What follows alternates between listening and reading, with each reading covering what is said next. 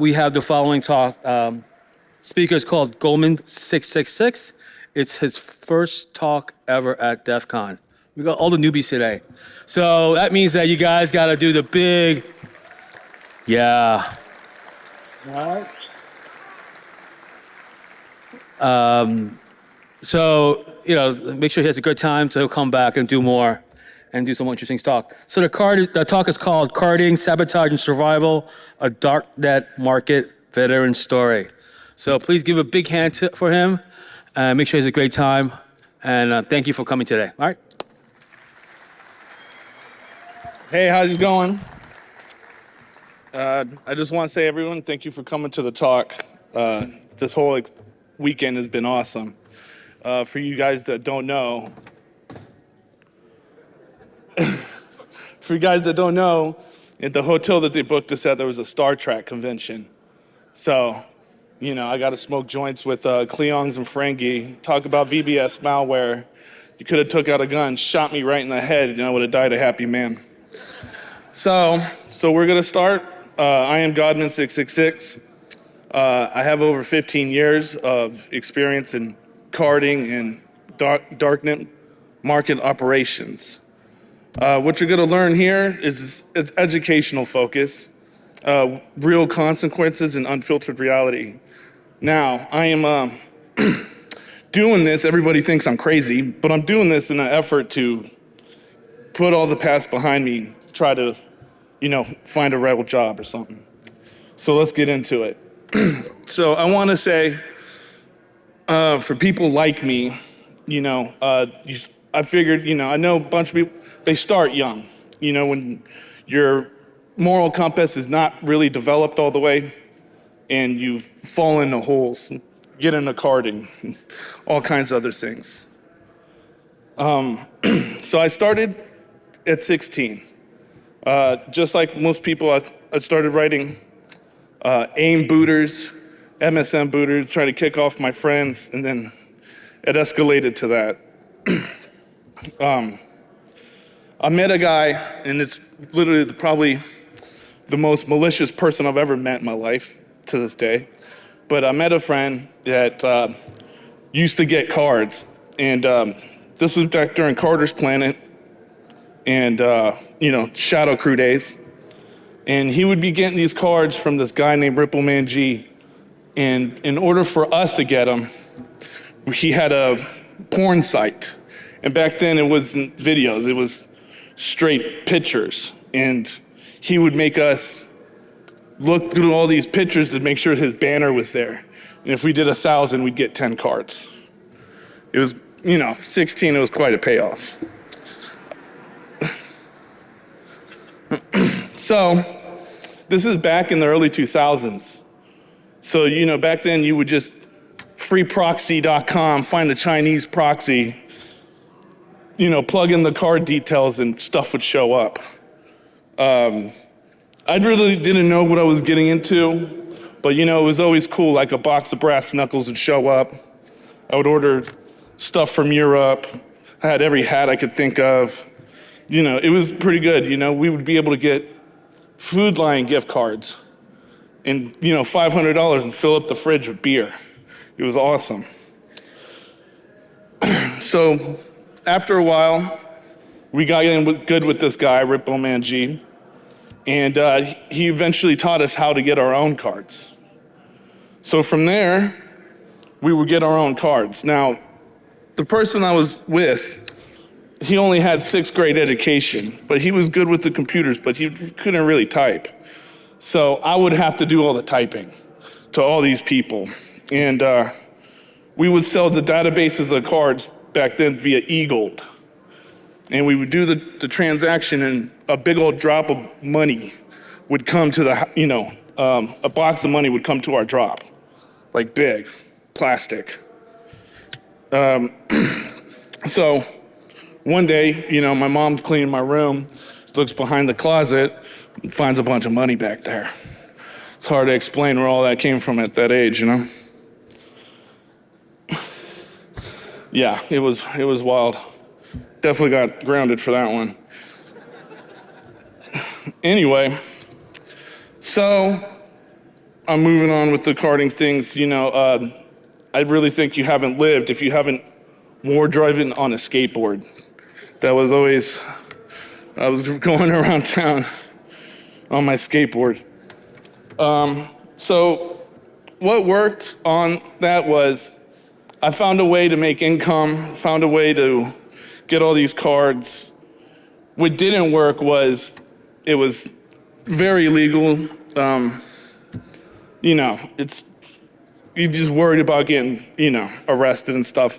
As a matter of fact, the guy who was my partner at the time, his mom and dad split, and then the mom didn't want to keep him no more, so she turned him in to the police and got him arrested for all this carding stuff. It was quite bullshit, if you ask me.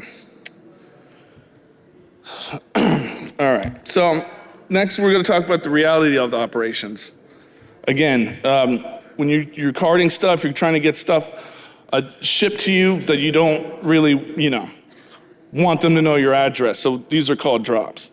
People use them to ship drugs. You can, get money, boxes of money, or all your stolen stuff can be shipped there.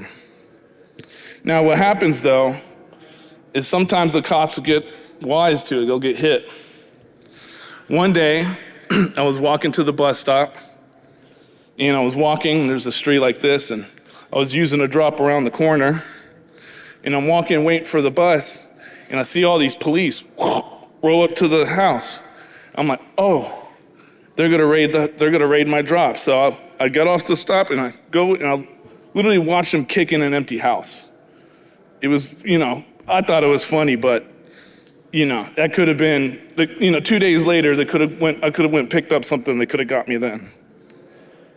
So, you really, when they say OPSEC and stuff, and when you do these drops and stuff, you really got to pay attention. Like when I would pick my drops, I would find, for rent signs, places that are empty. You could, you can find them like on rent sites. You know what I'm talking about. So, drops, all right. So the technical progression was, we were using sniffers, and we were, I was doing spamming to get the cards. And after a while, you're 16, 17, you're making all this money, you start getting lazy, you start making mistakes. And I had my friend, he got arrested. So I stepped away. I got away from the carding, turned 18, moved to Austin, Texas, and lived in a punk rock house on the floor for about 2 years. It was pretty awesome. Traveling the country was great. But there's no money in that. Zero money. So I had to get back into it. So about after 2-3 years, Bitcoin was coming around. You no longer needed e-gold. You can do these transactions with Bitcoin. I saw the Silk Road for the first time, and I thought it was just amazing. They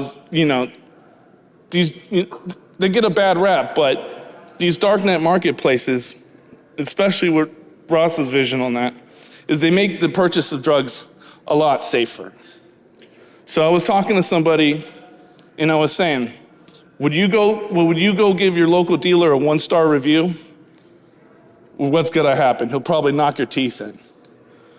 So, you can have these, you can review it, everybody can do the exchanges, and it's a very safe place. There's really no violence to it. So I thought that was really cool. But again, I have to make money, so I started looking at these places, and Silk Road wouldn't allow cards at the time. So I figured okay, I think I'm just gonna start cloning the website, see if I could catch deposit addresses. And that's the start of my whole phishing. I did that and it just shot off. So I would do the phishing. I would, try to figure out the best way. I would constantly progress, so there was a Firefox tab back in the day that I put on tour where you could clone the site and they would link everything together. You didn't have to manually do it. So all you had to do was put your site up there, put the wallet, some QR code. You didn't even have to change the wallet addresses at the time. And it would be easy money. So the market cycles, right? So as we know, Silk Road got busted. And everybody was down, Back then, the Bitcoin exchanges were directly tied to them, so Bitcoin would fall too, And it was crazy because I thought it was for sure the end, and then what was it, 2 days later, Silk Road 2 pops back up, or they brought it back, and that stayed around for a while. So I realized, hey, these drug guys aren't going anywhere. This is gonna be here a while. And I like that. So I was like, okay, this is where I'm gonna make my money. Then, after the fall of Silk Road 2, and the other markets that were coming on, I would say Abraxas, Black Bank, there was millions of them. They all started popping up. And then from there, I noticed on Tor, there's a Tor carding forum. So I got to meet people on there. I had a background in cards. I knew a couple people on there, but I noticed that the skill level there was a lot higher. It's a lot better. And I realized, hey, I'm gonna really have to work at this if I'm gonna make anything out of it. So I got back into carding again. I was getting secondhand cards, selling them. It was a really big thing. Back then, who becomes the owner of Alphabey was a carder too. And he literally wrote the book on credit card fraud. That was back then when people would bang Stripe, We'd get the credit card reader, get the cards, be wiping cards all day with Stripe and getting them like that. So I started selling cards on Evolution. I got cool with some people. And then they exit scammed. And these are just the natural cycles of how the markets and Evolution places work on these things. There's a time limit on them. You started, I would say about 4 years before it's probably best to cut them out. So Alphabey came on. Back then he wanted to do it like an eBay trading site. Like you did auctions and stuff. Nobody was using it. And then me, trying to find another way to make money because I'm always trying to figure it out. Desperately, I try to sell drugs. Now, when I say try, it was successful, but it was way more work than I thought. I remember making my account on Alphabey, making it, really cool with like the little AK guns and, all the kind of your profile to make it, make it look where somebody would want to buy from you. One day, I log on, and my account flooded with orders. It's like, how the hell did this happen? And I realized Deep.web put my vendor profile on there and has made an article saying how to buy from Alphabey. And back then I was selling cocaine because I realized it was going for 90 a gram and I could get it for 15.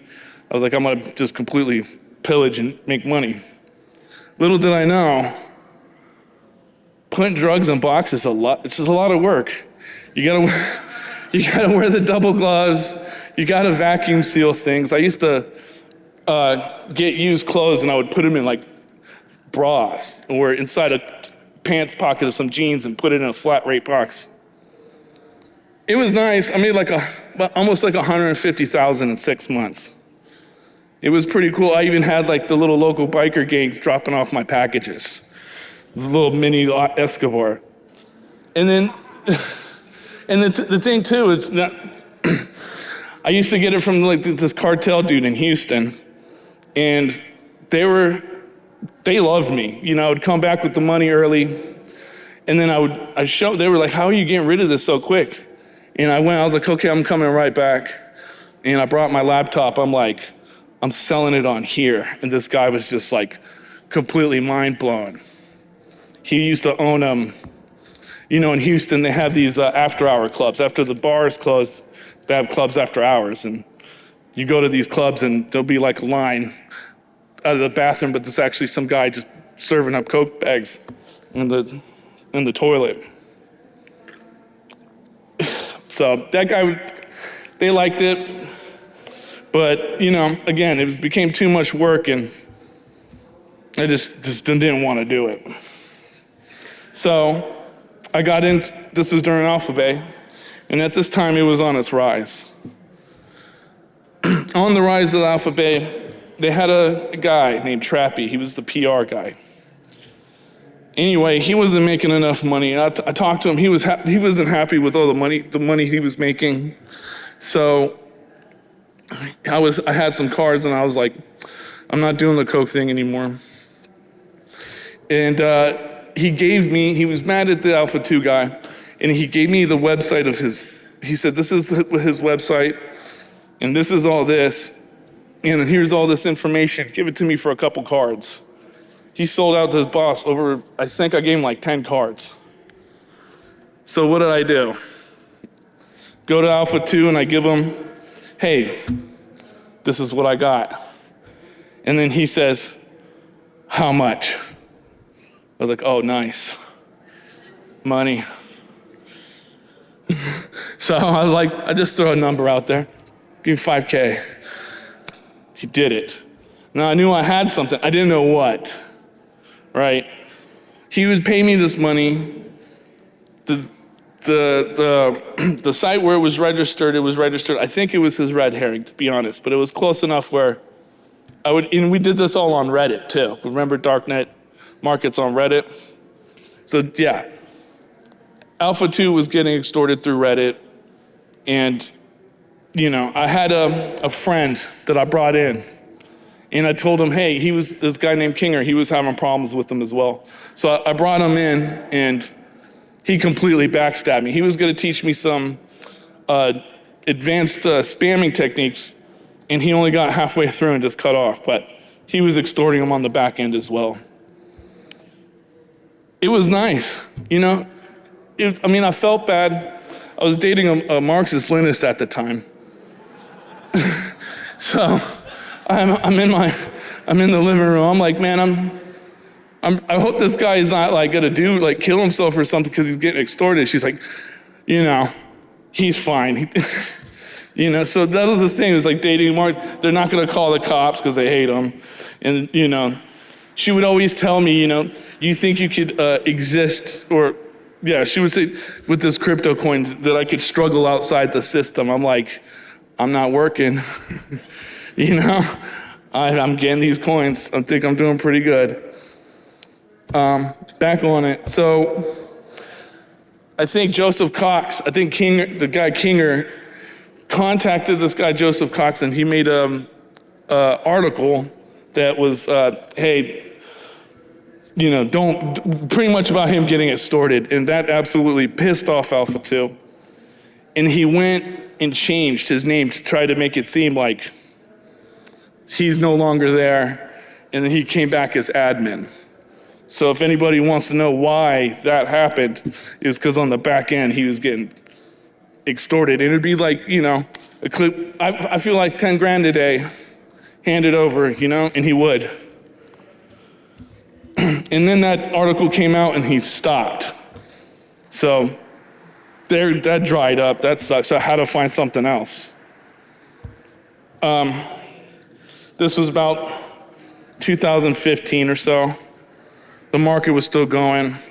I just moved to Washington, D.C. I was living in the Columbia Heights neighborhood, and I was walking by this place called The Diner, and I noticed they had a Bitcoin ATM in there.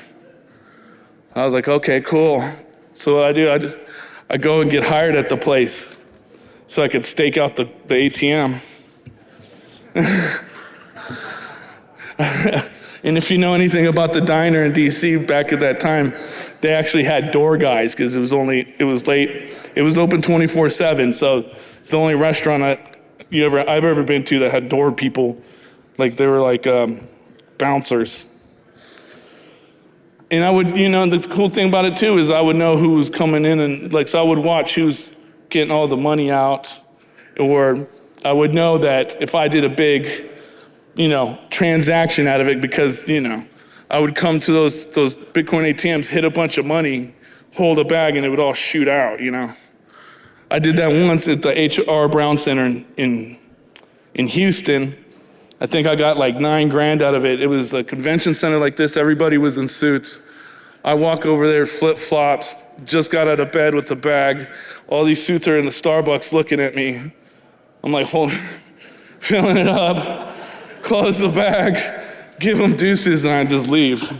They were perplexed. So, at this time, Alphabey gets busted.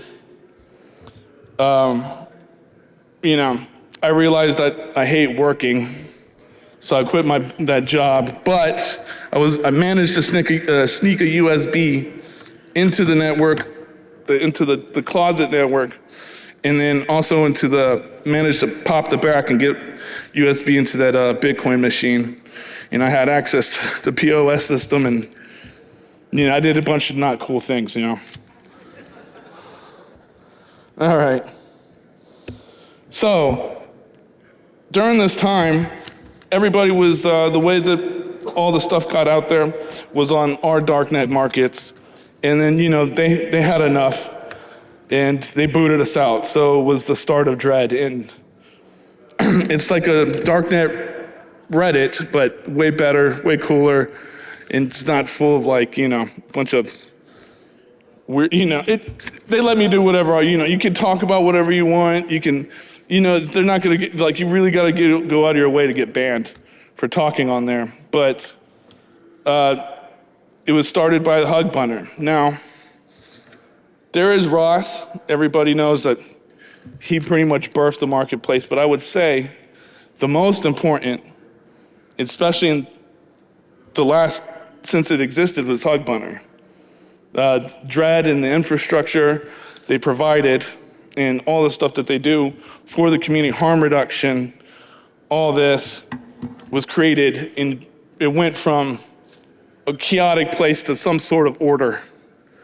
And, the market admins would get verified, and they could, it was a place to guard the community.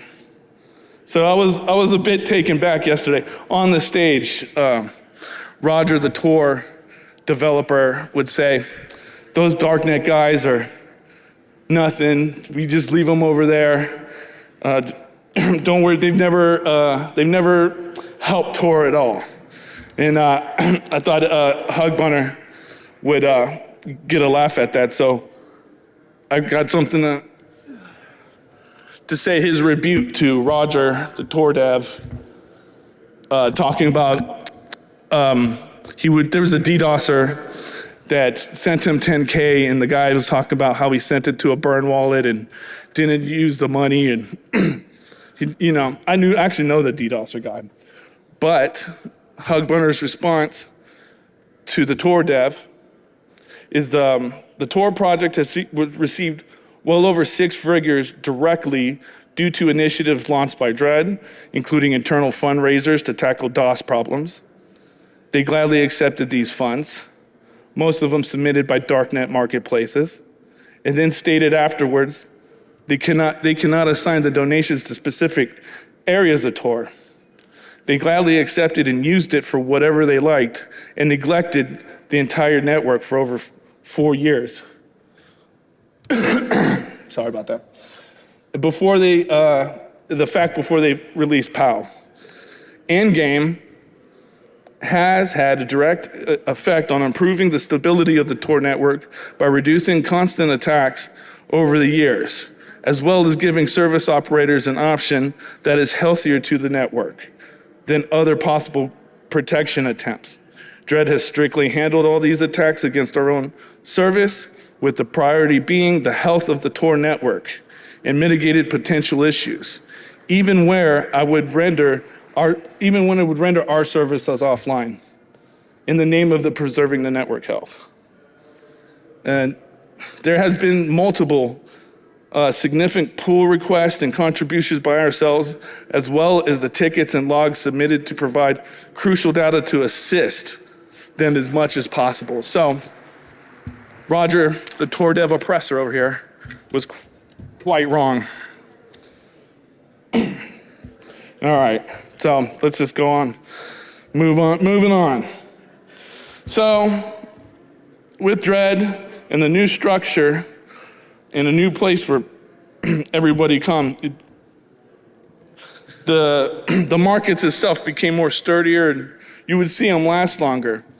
Also, too, I would want to add that this community is also showed the test case of Bitcoin when it first came out.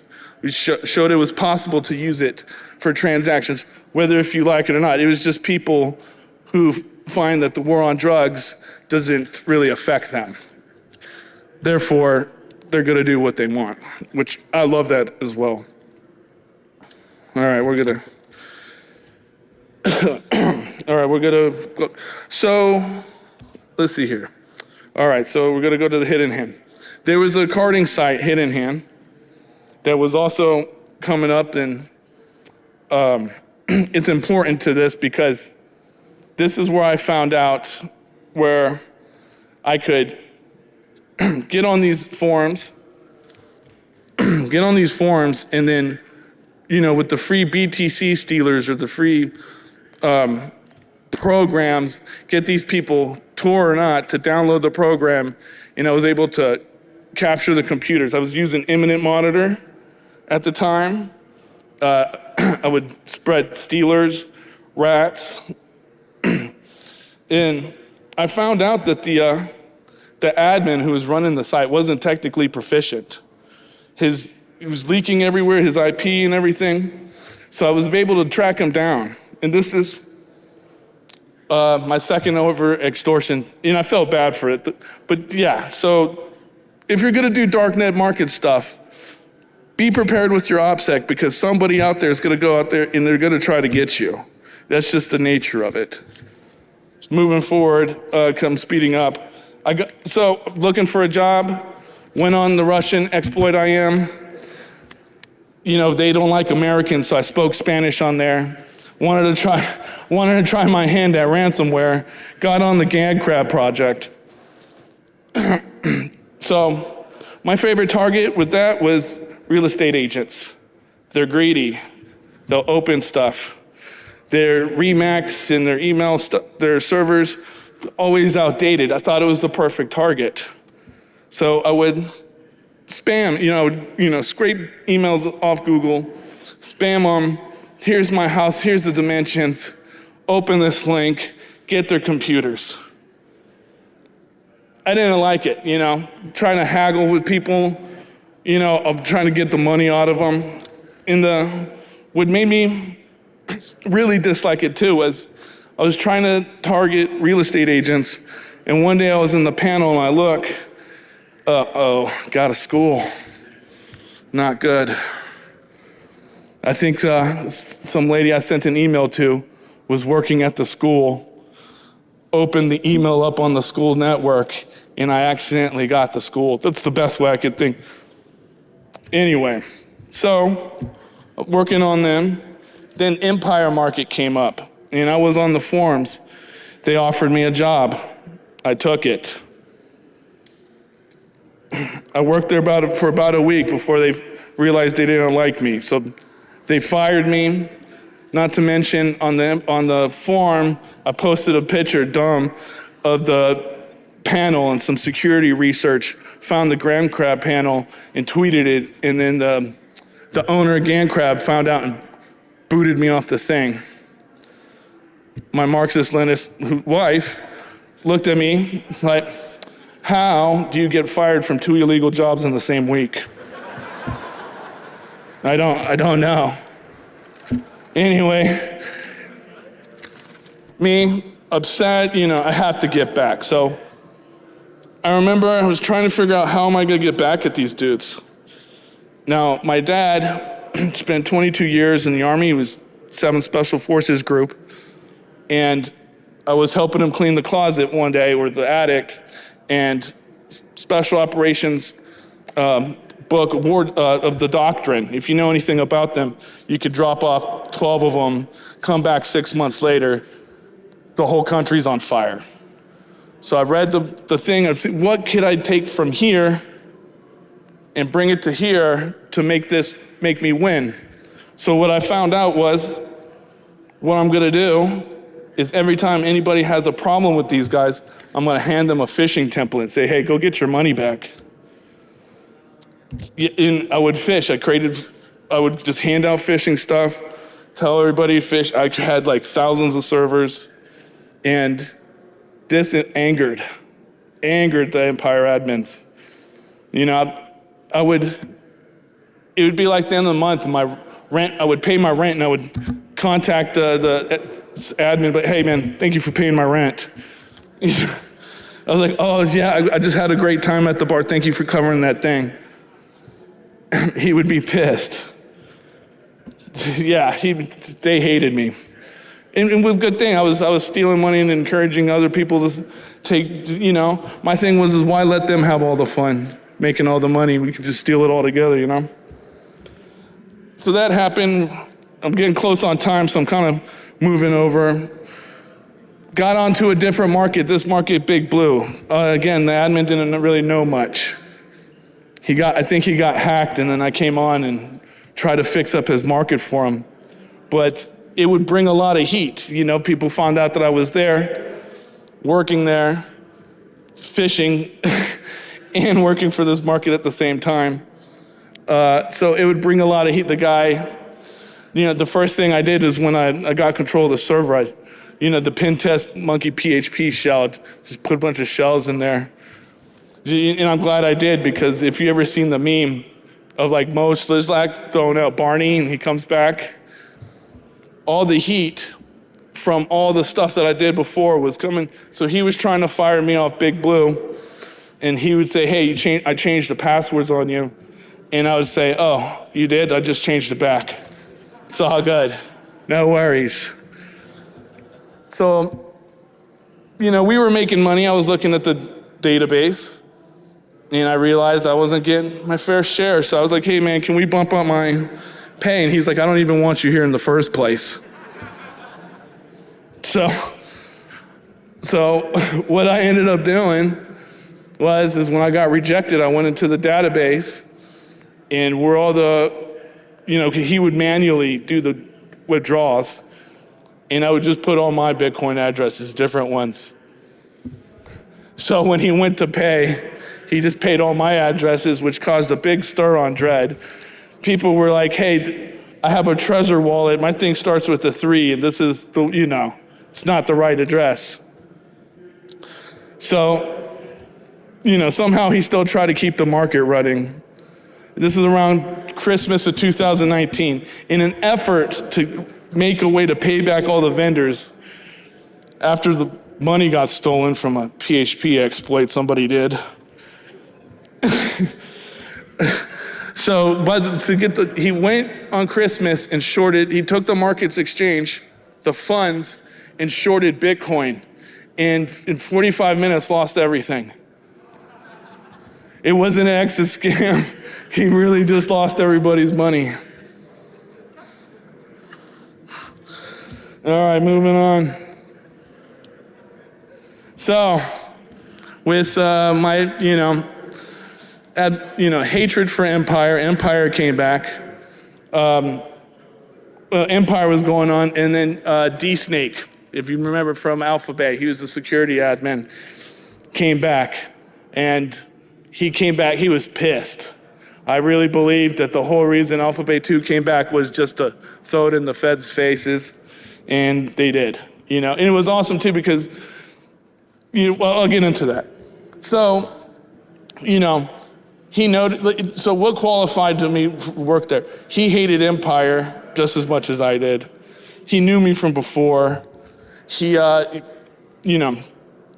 people knew, so I got on, but he knew that with all the heat coming from Big Blue and all the things that I couldn't work on the market. And personally, everybody wants to do tickets. It's not fun. You're like arguing with some heroin guy that's trying to rip everybody off. It's just horrible. I hate tickets. Don't put me on them ever.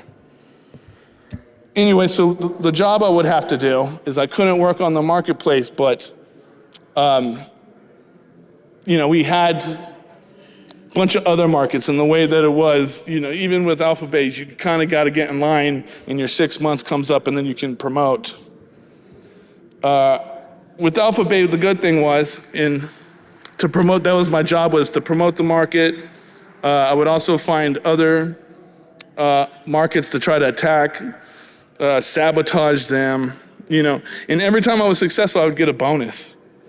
So like every month I would have my base pay, and then with all the stuff I knocked off would add to my bonus. And I was clearing a lot of money. It was nice. So yeah, we did FUD. I would fish Dread accounts, and everybody said, hey, why would you use Dread accounts? They're worthless. But I would always say, the upvotes on Dread go a long way. You can take these accounts, you don't want to comment on them, but upvote 2 or 3, you could put it on the front, it would float. I think they've changed it, they've upgraded it, but it would float and you would be able to get your FUD or whatever message you wanted to craft. Now, no one would believe it, but you always got your 10% that are idiots, So over time, FUD campaigns would work that way.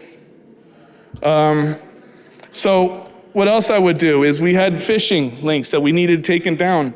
So I would go create offshore accounts in Panama, pay the lawyers in XMR, and have the lawyers go to Google, go to DuckDuckGo, which uses Bing. I found that out through this whole thing, and try to legally send down requests to get these phishing links taken down. That's what you could do. The same thing with the now everybody. It's all the rage to go back on the ClearNet. Could take down their ClearNet sites the same way. Also, we needed ways to market, so I would take over Wikipedia. If you've been to the Alphabey Wikipedia, you'll see Darknet history, web history. For DEF CON, if you click it, I put, hey, I'm the speaker at DEF CON. You can see I did Alphabey, I did Archetype, I did Drug Hub, and they all paid me like 10 racks for Wikipedia edits. It was amazing. Chef's kisses. But we would be able to put our onion on there, the correct onion too, so when you would type in Alphabet, to get away around a lot of the phishing, the Wikipedia would pop up first. And it was nice. So, to close it, I got 5 minutes left. Creative compliance, we'll skip that. DEF CON 31. I was here at DEF CON 31. I was at the win. Blacked out drunk, took a really bad beat, lost 21K. Didn't want to upset the wife, so I had to figure something out. Quick. So what I did is I knew there was a site and there were Ukrainians and this Russia-Ukrainian war was kicked off. So I look around for documents to see if I can find something FBI-ish, and then just falsify it and then see if I could pull off, I was gonna tell the guy, hey, they're using your market to do all these illegal transactions. The feds are hot on it. I have this document. I don't know how I got it. He paid me 20K for it. I got my money back, nice. And then they closed the next day. I wasn't intending for that to happen. They literally closed the next day off this bullshit. Hugbunner was pissed. I was all, well, I am retiring, everybody, and got me on this. What are you doing? You're upsetting the market order, all because you're blackout drunk, losing money. All right, so the conclusion is this life is very stressful. It's not for everybody. You have to be tight OPSEC all the time. Like when I decided that I wanted to stop getting out of there and try something new, I worked with Sam Bent, who actually pushed me to do this talk on Darknet Discussions podcast, and I realized that I know jack shit when it comes to modern. I felt really bad. I was like, man, how do I not know how to use Adobe Photoshop? But I've been on Unix and I could write code. I needed a change. So that's that's pretty much it. I do have some predictions. I'm going to be gone. I'm going to retire on my own terms. I never went to prison. I never pointed my finger and snitched on anybody. I'm done. Hopefully, you learn this and don't do what I did. Hopefully the cops don't get me either. But with AI taking jobs of developers, I do think, more people are going to be coming on to Dread and, expand the talent pool. There's very, very, very talented people. With Roger over here, he was talking about, he don't need us. How about offer us jobs? That would be nice, Roger. Give us some jobs. And maybe we can help tour without being bad people or whatever you say. And it will continue to grow. I talked to the new king, because there was a big round of bus coming up. And he, just like me, was a market worker, now an admin. And I believe that he's going to be a 5-year market drug hub. He comes from a lineage of, these admins are really good. Mr. White was probably one of the best ever to do it. So that's the new sheriff town. So there's going to be markets coming. And with every, jobs going away, I think people are going to be coming over there because it's easy money. And that's it. And it's just good. It's never going to stop. You can't bust your way out of this. So that's the end of my talk. I want to thank people, Malwort, Hugbunner, Paris for the research I did. I talked to a lot of people for research. Drug Hub, I want to say Sam Bant, my friend Wagwan, and then I wrote Monopoly Official. If you know anything about them, they hated me. Anyway, I wrote him in jail, let him know that I was doing this. Turns out the FBI only got half the operation. The person that I know as Milky is out free, which is awesome. But writing him, I did strike up a friendship, and I do want to tell everybody, write Milmar DeSinca at FCI Fort Dix, send non-nudes. Thank you.